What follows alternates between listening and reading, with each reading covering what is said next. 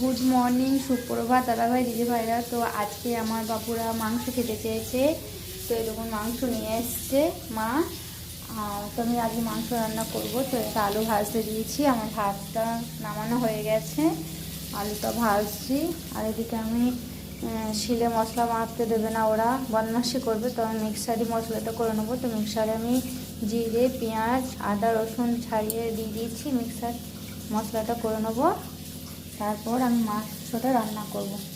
এদিকে জল গরম করতে দিয়েছি, ওদিকে স্নান করানো হবে। তো মা ছাদে গেছে, ওদিকে স্নান করাবে, তেল মাখাবে। ততক্ষণ আমি রান্নাটা সেরে নিই। এই যে এখানে ওরা 3 ভাই বোনে খেলা করছে। কি করছো তোমরা? আমরা খেলছি। খেলছো ভাই বোনকে নিয়ে? কিছু মুখে দেয় না, বেশ মন দেখো। আমি তো কলাই দিয়ে দিয়েছি। এখানে চট পেরে রেখে দিয়েছি, তো ওরা খেলা